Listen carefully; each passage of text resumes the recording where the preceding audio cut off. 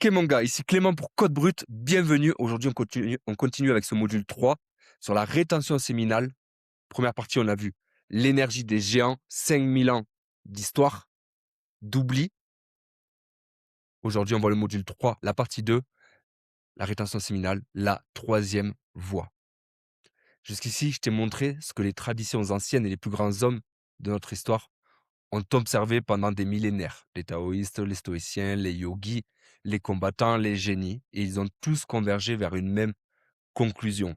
Sans se connaître, sans se parler, sur des continents différents, des siècles différents d'écart, ça, c'est l'observation. Maintenant, on change de registre. On va voir ce que la science moderne mesure concrètement, ce que les laboratoires trouvent quand ils mettent des capteurs sur des hommes qui arrêtent d'éjaculer.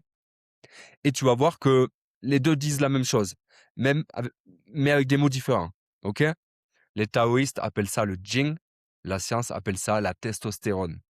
Les stoïciens appellent ça la tempérance, la neuroscience appelle ça la restauration dopaminergique.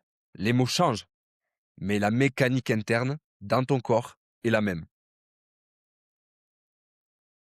La science moderne, une étude, Jiang, de 2003, il y a eu 28 volontaires auxquels on mesurait quotidiennement le taux de testostérone pendant la période d'abstinence, la testostérone sérique. Les résultats, fluctuation minimale du jour 2 au jour 5. Mais au jour 7, pic clair de testo, atteignant 145,7% de la baseline, presque 50% d'augmentation en une semaine. 28 volontaires pendant une période d'abstinence. Et je vais être honnête avec toi, parce que c'est comme ça qu'on fait chez Code Brut. On ment pas. Ce pic est temporaire, ok? Il ne dure pas. L'étude n'a pas trouvé d'augmentation durable de la testo après ce pic de 7e jour. Et l'étude a été rétractée. Non pour des problèmes de méthodologie, mais pour des doubles publications.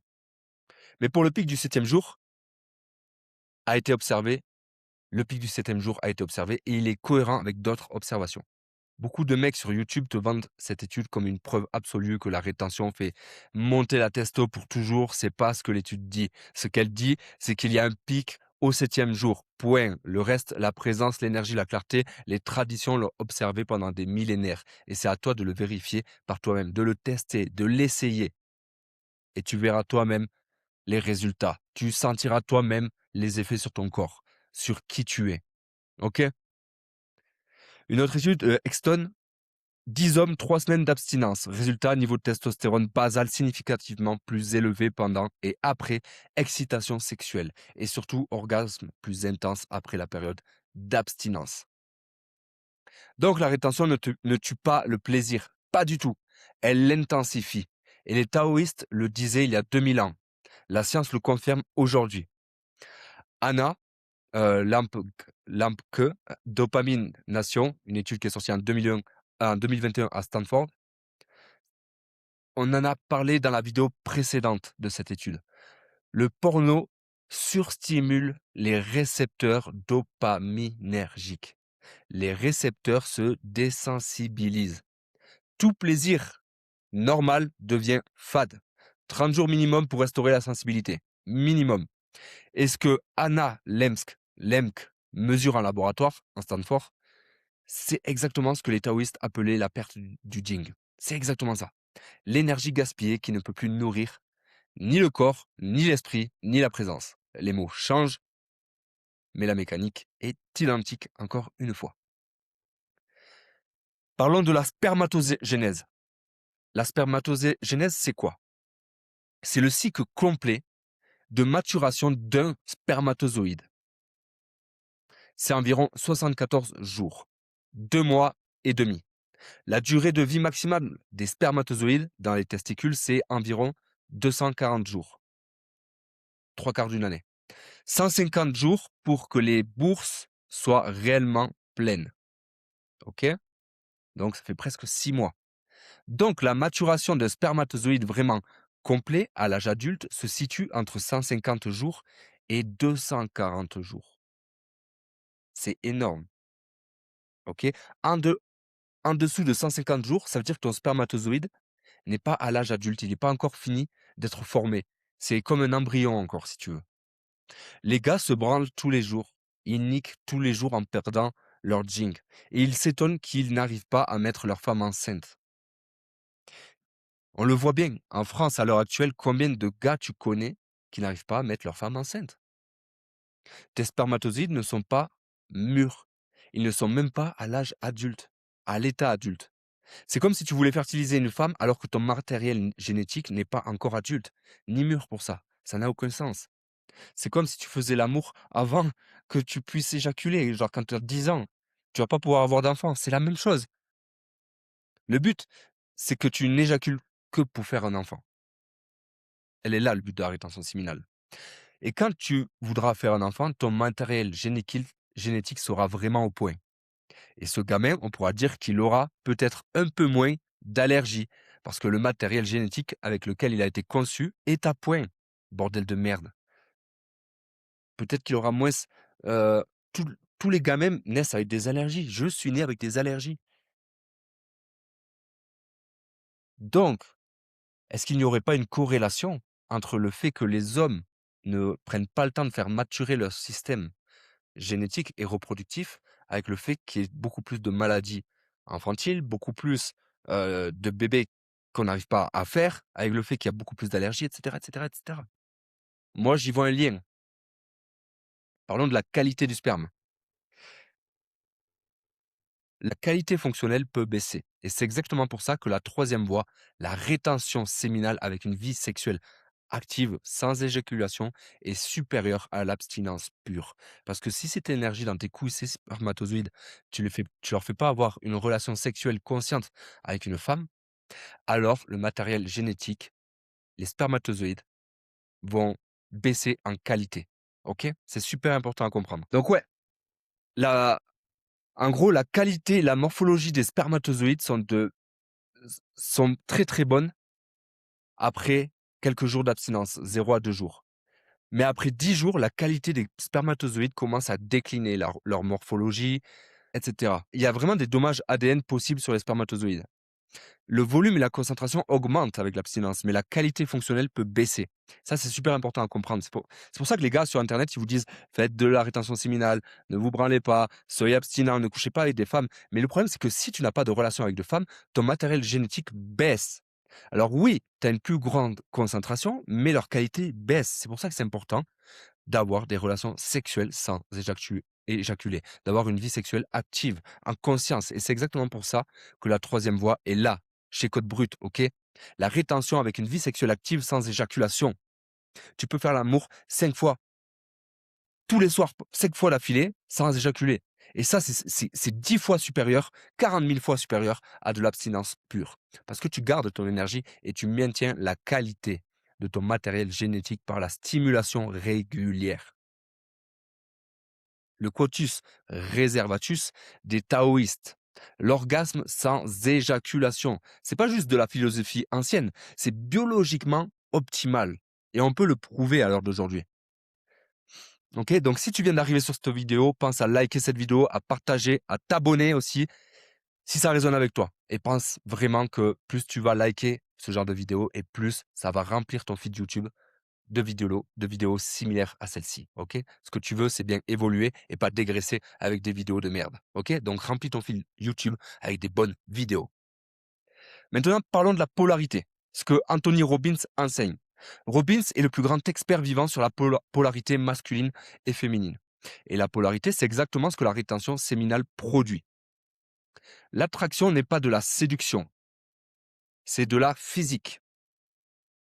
Plus les énergies masculines et féminines sont opposées entre deux personnes, plus l'attraction est forte. C'est comme le pôle Nord et le pôle Sud. Ça crée une électricité qui maintient la vie. Robbins le dit. Ce qui fait qu'une relation fonctionne, c'est ce qu'on a en commun. Ce qui la rend passionnante, ce sont les différences. Un homme en rétention séminale augmente sa polarité masculine. Il devient plus ancré. Il devient un pôle positif extrêmement puissant, magnétique, avec une charge électrique qui se concentre de jour en jour, plus dirigé, plus présent. Et plus sa polarité masculine est forte, plus l'attraction avec une femme à énergie féminine est intense. Il n'a pas besoin de technique de séduction, sa polarité fait le travail. Et l'inverse est vrai aussi. Quand un homme perd sa polarité masculine par la masturbation, le porno, le manque de mission, le fait de ne pas savoir quoi faire de sa vie, de fumer du bédo, de regarder la télé, il se dépolarise. Les femmes ne ressentent plus le spark, la molécule, le spark électrique. La passion meurt, même si l'amour reste. Ok. Robbins enseigne que sous le stress, les femmes mettent un masque d'énergie masculine pour se protéger. Et si l'homme en face est déjà dépolarisé, il n'y a plus d'attraction du tout. Ok? Deux énergies similaires égale zéro passion. C'est pour ça que tant de mecs qui ont tout pour plaire, un bon physique, un bon job, de l'argent, n'arrivent pas à créer d'attraction avec les femmes. Ils sont dépolarisés, ils sont vidés de leur énergie masculine, de leur jing. Et aucune technique de séduction ne peut compenser une polarité fluctuante, morte ou dépolaire, ou dépolarisée. Ok? C'est super important à comprendre. Donc, ce que je suis en train de te donner, là, la plupart des hommes ne l'entendront jamais. Ok? Si toi, tu es encore là, tu écoutes, tu absorbes cette information, je sais, parce que j'ai accompagné déjà plus de 300 hommes, je le sais pertinemment, que le jour où tu vas appliquer tout ça, ta vie va changer de manière irréversible. Le jour où tu décideras que c'est le moment, je serai là, mon gars. Tu peux m'écrire à tout moment. David Deida, la troisième voie en pratique. La philosophie de Deida, c'est quoi? Le désir sexuel n'est pas quelque chose à réprimer ni à satisfaire de manière indulgente. C'est un véhicule pour la transformation personnelle. L'énergie sexuelle, quand elle l'est maîtrisée, devient un chemin vers l'éveil spirituel. Et sa conviction centrale est la suivante. Quand un homme n'a aucun contrôle sur son éjaculation, il ne peut pas rencontrer sa femme sexuellement ou émotionnellement. Il ne peut pas. Point. Le contrôle de l'éjaculation n'est pas une option avancée. C'est un prérequis pour l'intimité réelle. Il y a deux types d'orgasmes. Et 99% des hommes ne connaissent que le premier. L'orgasme dépensier. Celui qu'on connaît tous. Tu éjacules, tu te sens libéré du stress. Voilà, tu as eu ton orgasme. En réalité, tu as juste expulsé ton énergie par des organes génitaux. Tu es vidé. C'est l'orgasme de la plupart des hommes. Tu éjacules, tu jettes ton énergie et ton semen retention au sol, ok? Littéralement, ta source vitale au sol et tu t'endors. Tu viens de gaspiller des semaines et des semaines de construction de Jing en 5 secondes. Jing énergie vitale. L'orgasme régénérateur, lui, est le deuxième. C'est celui qui explose vers le haut de ta colonne vertébrale, de ton périnée, de ton chakra sacré, de ton rectum, le long de ta colonne vertébrale jusqu'à ton cerveau, par la moelle épinière, etc. Puis redescend dans tout le corps, comme une pluie de bien-être régénérant. Tu es rempli, tu es rechargé, tu es plus vivant après le sexe qu'avant. Et Deida le décrit ainsi. L'orgasme de l'homme supérieur explose plus souvent le long de sa colonne vertébrale et dans son cerveau, d'où il redescend à travers son corps comme une pluie ambroisiale de béatitude régénérante. C'est ce qu'il dit dans son livre. C'est ça la troisième voie. C'est pas l'abstinence, pas la jouissance aveugle. Vas-y, je me prends le boum, allez, boum, c'est fini. Non, l'orgasme sans éjaculation, tu gardes ton énergie et tu as du plaisir, un plaisir infiniment supérieur à ce que tu as connu parce que tu as dissocié l'orgasme de l'éjaculation. Ok? Super important à comprendre. L'éjaculation prématurée. Deida l'explique parfaitement. Si tu n'as pas respiré pleinement pendant la journée, au moment où tu approches ta partenaire sexuelle, tu seras rempli de fantasmes et d'envie éjaculatoires. Ce qu'il faut comprendre, c'est que ta respiration est directement liée à ton énergie sexuelle. En clair, l'éjaculation prématurée vient du fait que tu as accumulé de l'énergie stagnante toute la journée sans la faire circuler. Donc, il y a un point de blocage. C'est comme un barrage qui a envie de déborder. L'homme qui scrolle, qui est sédentaire, qui ne respire pas, qui accumule du stress le soir, il ne peut pas gérer l'énergie sexuelle. C'est pas possible. Une énergie sexuelle doit couler. C'est comme une rivière. Elle doit couler. S'il éjacule ou il se branle, la solution commence dans la journée, pas dans le lit. ok? S'il a décidé le soir de se branler et d'éjaculer, c'est qu'il y a un mal-être déjà dans la journée et qu'il y a de la pression qui est montée. C'est exactement ce qu'on a vu dans la vidéo précédente dans le module Input Process Output Feedback. Tes inputs de la journée déterminent ta capacité à te retenir le soir. Ok? Donc, technique concrète. Déjà, première étape, mec, il faut que tu maîtrises le Kegel, c'est la base. Contracter et tirer vers le haut tout le plancher pelvien. Anus, périnée, organes génitaux. En un seul mouvement, tu contractes. C'est simple, c'est quoi le plancher pelvien? Tu vas le sentir, enfin le périnée et le plancher pelvien, tu vas le sentir, c'est comme quand tu as envie de pisser, et comme quand tu es en train de pisser et tu arrêtes de pisser. Tu retiens. Là, tu es en train de contracter ton plancher pelvien. En un seul mouvement. Tu dois faire des séries de 15-20 contractions, les tenir aussi longtemps que possible. Tu en fais 300 par jour. 300 répétitions par jour, c'est le strict minimum pour muscler ton plancher pelvien. C'est comme aller à la salle, mais pour ton plancher pelvien. C'est un muscle, il se travaille et durant toute ta vie, on ne t'a jamais dit de le travailler. Pourtant, c'est là où concentrer toute ta semence, toute ton énergie sexuelle. Ok? C'est ce qui te fait avoir un paro gros et fort aussi. Donc, c'est super important. Tu fais 300 répétitions de contraction de plancher pelvien. Et quand tu contractes, tu expires. Quand tu inspires, tu décontractes. Décontracter, contracter, décontracter, etc. Et tu vas sentir ton énergie monter le long de ta colonne vertébrale. Ça va te donner chaud et tout, c'est normal. Tu dois muscler ce plancher-là. Ce Kegel, tu dois absolument le faire, cet exercice, parce que c'est ce qui va te permettre de pouvoir retenir ta semence et de séparer ton orgasme de l'éjaculation. Super important. Étape 2, la respiration circulaire. Pendant la journée, inspire ça en sentant l'énergie descendre le long de l'avant de ton corps. Ton corps, c'est un champ magnétique. Les femmes ont un champ magnétique qui va de l'extérieur vers l'intérieur. Comme ça. Du devant à derrière. Par le plexus solaire. Nous, on a un champ d'énergie qui va de l'extérieur vers l'intérieur. Enfin, de l'intérieur vers l'extérieur. On projette, les femmes prennent. OK? Donc, nous, c'est dans ce sens. Les femmes sont dans ce sens. OK? On est deux pôles opposés. Pôle sud, pôle nord. OK. À partir de là, toi, tu as ton énergie qui va circuler dans ton corps quand tu vas respirer. Tu es un tor. Un tor, c'est quoi un tor? C'est la forme d'une pomme. C'est la forme d'une tornade. OK? D'un pôle sud ou d'un pôle nord également. OK? Ça, c'est un tor. OK? Ou d'un siphon de lavabo. Il y a exactement ça qui se produit sur ton corps. Donc, il y a ton champ électromagnétique qui forme un tor, mais il y a aussi ta circulation qui fait que tes énergies circulent dans ce tor. C'est super important à comprendre. C'est la forme même de l'espace-temps. OK? On a déjà tous vu cette image. Si tu veux, je peux te la montrer. Tor, espace, temps. Tac, il va me donner le film. Voilà, c'est ça un tor. C'est exactement ça un tor. OK? Et maintenant, si je le mets sur un humain, tor humain, humain magnétique. Ouais, OK. Voilà, c'est ça un tor humain. C'est exactement ça. OK? Ça, c'est un tor humain. Ça part de ton plexus solaire. De l'intérieur vers l'extérieur. Les femmes, c'est de l'extérieur vers l'intérieur. On est deux polarités opposées. OK? C'est exactement ça, un tor. OK? Je pense que maintenant, tu vois ce que c'est.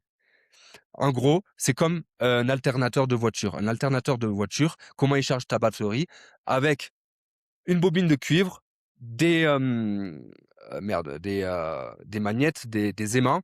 Ça produit un champ magnétique, c'est un tor. OK? C'est la même chose. La rosace, quand on te fait dessiner quand tu étais gamin, moi, mon grand-père me faisait dessiner une rosace en papier avec un compas, c'est ou la fleur de vie, c'est le tor. C'est la représentation structurelle et de l'image d'un tor. Ce tor est à la base même de toute vie sur notre planète, OK? Et dans tout l'univers. C'est la base même de l'électricité et de bien d'autres choses, OK? C'est super important à comprendre. Tu fonctionnes sur ce modèle-là.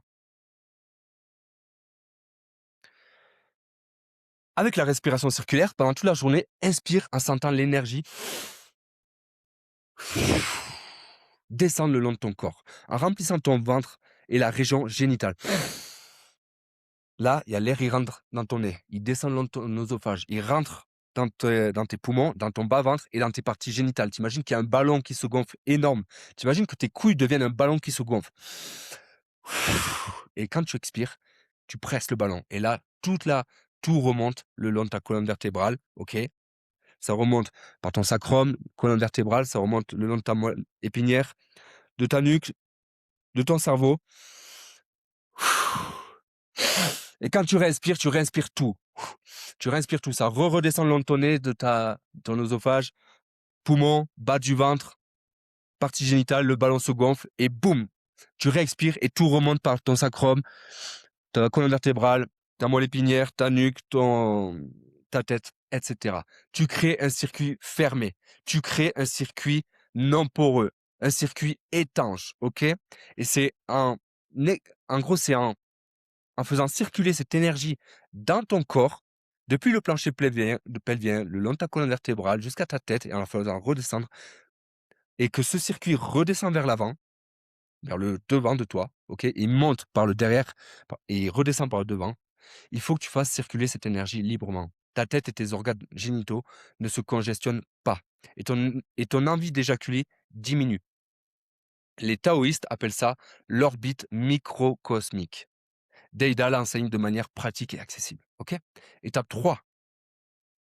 Pendant le sexe, avant d'être proche de l'éjaculation, déjà, mesure ton niveau éjaculatoire. Ok, de 0 à 10, à combien tu sais que tu vas éjaculer? Moi, je sais qu'à 8, je sais déjà que je tiens une limite. Ok, donc je sais que je ne dois pas dépasser le 8 d'excitement pour ne pas éjaculer. Ok? Avant d'être proche de l'éjaculation, contracte le plancher pelvien, comme dans l'exercice du Kegel. Tout en contractant, expire. Respire le long de ta colonne vertébrale, fais monter l'énergie. La plupart des gens trouvent qu'expirer vers le haut fonctionne le mieux. Mais tu dois expérimenter. Parfois, ça sera l'inverse. Ok, parfois tu expireras et ça sera vers le bas. Chaque individu est différent. Tu feras monter l'énergie du sexe vers la tête. En gros, quand tu sens que tu vas éjaculer, quand tu sens que tu es en train de faire l'amour à une femme, tu dois faire monter cette énergie-là vers ta tête. Ça va aussi la faire monter vers sa tête. Ce qui va faire que cette énergie ne va pas être poussée vers l'extérieur pour éjaculer, mais bien pour alimenter vos deux polarités, vos deux centres énergétiques, vos deux tores. C'est super important. 4e étape, sentir à travers ta partenaire. Ne fantasme pas dans ta tête, reste pas dans tes images, reste pas là, je vais la culbuter. Non, dirige ton attention vers ta partenaire. Sentir le sexe à travers son corps à elle. Ralentir, relaxer les muscles. Une respiration au lieu de les tendre. Ok? Il faut que ce soit fluide, que ce soit détendu.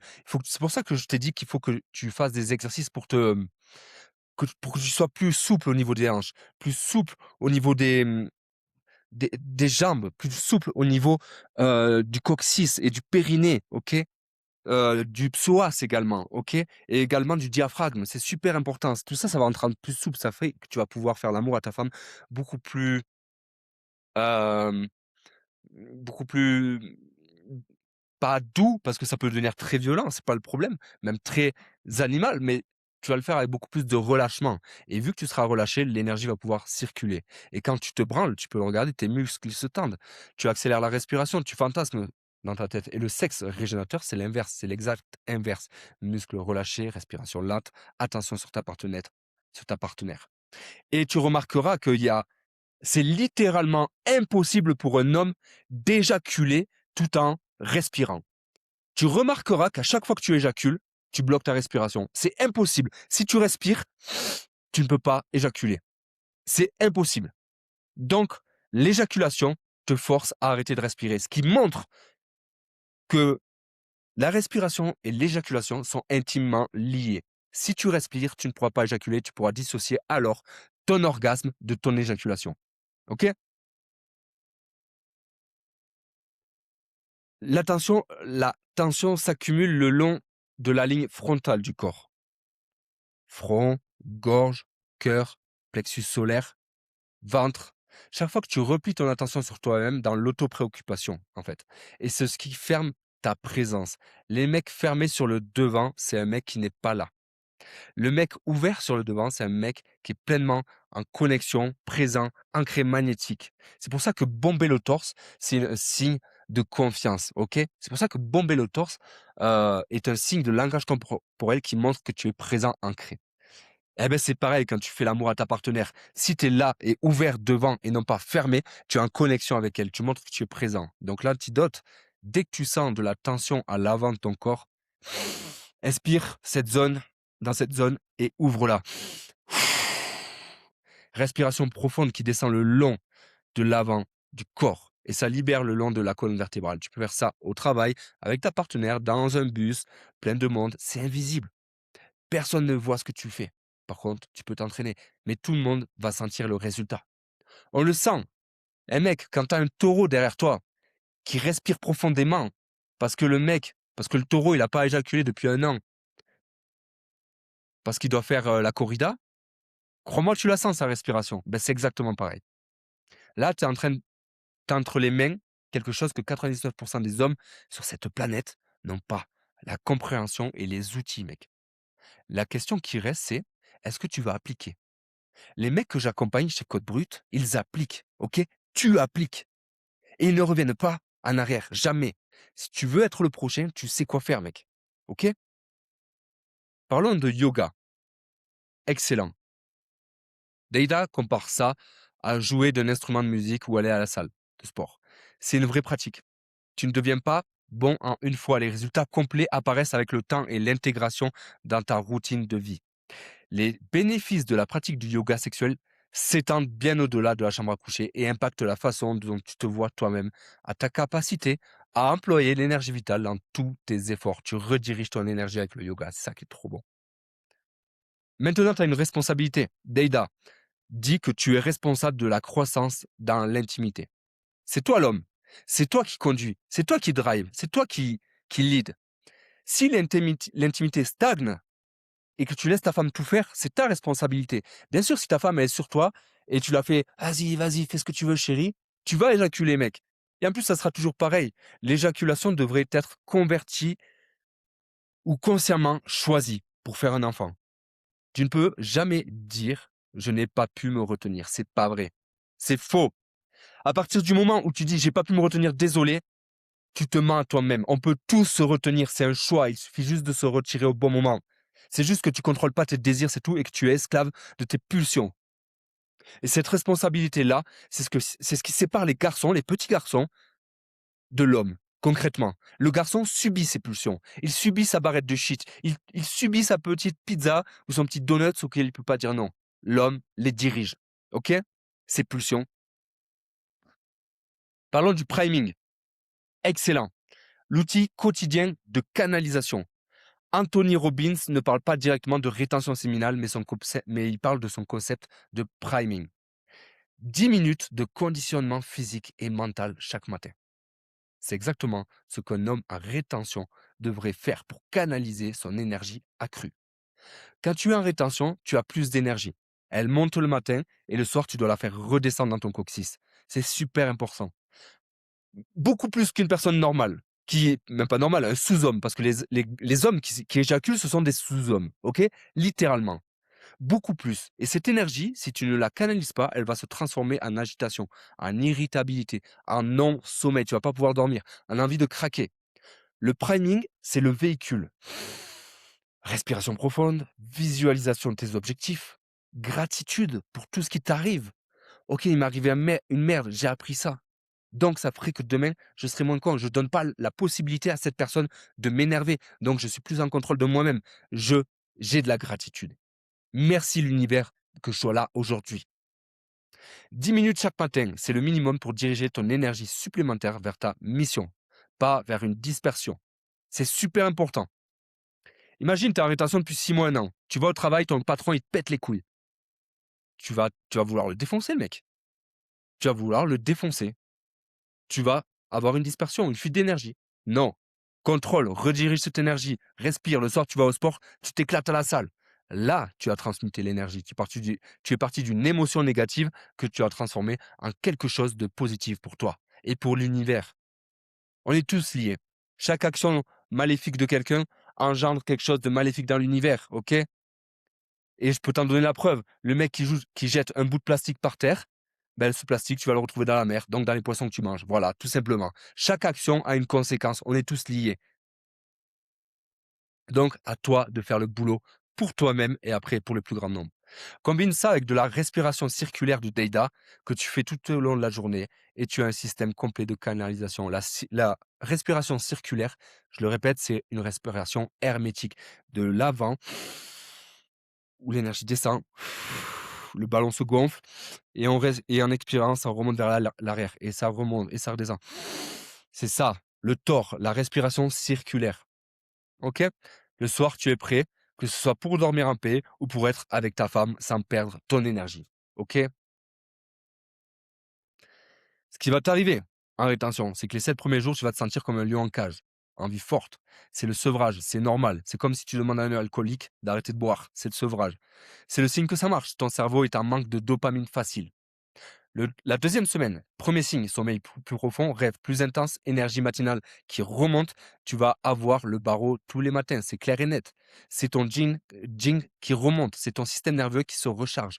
À 21 jours, tu regardes différemment dans le miroir. Tu commences à avoir le feu dans tes yeux, tu commences à avoir de nouvelles sensations, ton regard change, tu commences à avoir une lumière dans tes yeux et les gens le sentent. Les femmes sentent vraiment ta présence et commencent vraiment à sentir que tu es beaucoup plus présent et que tu changes.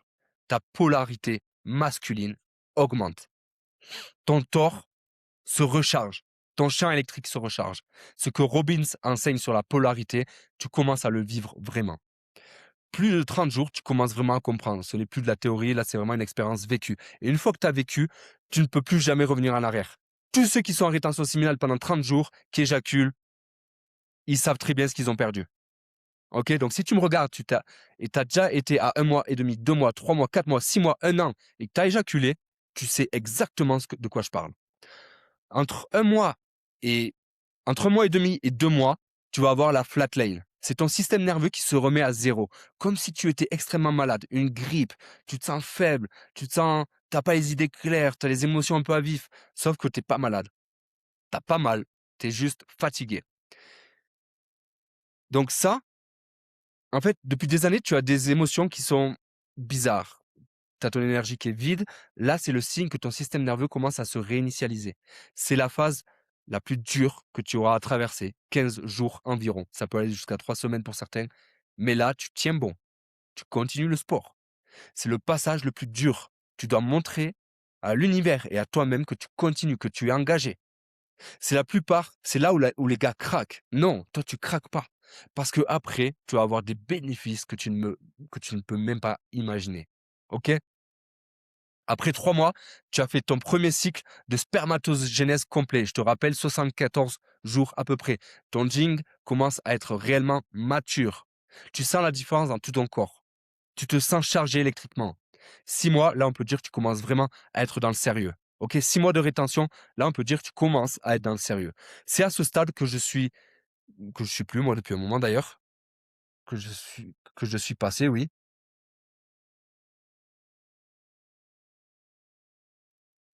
OK. Là, moi, actuellement, ça fait 2 ans que je suis en rétention séminale, donc ça va faire, 600 jours, quoi. Donc 600 jours, 700 jours de rétention, je peux te dire que quand je vais dans la rue, je sais exactement qui se branle pas, a des pulsions, qui est une merde ou au contraire qui a le contrôle sur lui. Qui est en forme physique, qui a confiance en lui ou pas. Tu développes des sens que tu ne soupçonnais même pas. Tu deviens un scanner biologique, tu deviens même pour ta famille, tu deviens un alien. Tu as redirigé ta vie vers tes projets, tu as arrêté l'alcool, tu as arrêté la cigarette et je peux t'assurer que même si tu fumes parce que moi je fumais, hein. Il y a 2 ans, je fumais encore, je buvais de l'alcool. Plus ta spermatogénèse, plus tes spermatozoïdes deviennent matures, plus plus tu envie de devenir sain, en fait. C'est étrange à dire, ça peut paraître bizarre, mais plus tes spermatozoïdes maturent, plus tu vas avoir des actions pour toi qui sont très saines. Tu vas arrêter de mal manger, ton corps voudra plus de malbouffe, tu vas arrêter l'alcool, ton corps n'en voudra plus, tu vas arrêter la clope, il n'en voudra plus non plus. Tu voudras avancer que sur tes projets. C'est abuser comment cette énergie vitale te transforme de l'intérieur. Et je rigole zéro. Tous les gars à qui je parle, qui sont en plus de 2 ans de rétention, m'ont dit la même chose. Et moi-même, je le vis. OK? Donc, ça, c'est pas mystique. C'est ton système nerveux qui commence à fonctionner à ses capacités réelles. C'est tes capteurs biologiques qui ne sont plus brouillés par le bruit de la dopamine. Je te rappelle qu'on n'est que des échanges électrochimiques. Ton corps, c'est que des échanges électrochimiques. Ton cerveau, c'est que des impulsions électriques. Tes cellules, c'est que de la chimie. Silicium, etc., etc., etc., OK? Donc, tout ton système nerveux va te pousser à avoir les bons échanges électrochimiques. Et ta bouffe, la cigarette, l'alcool, toutes ces merdes, la télé, influent sur tes champs électrochimiques. Tout est lié, mon gars, je te le dis.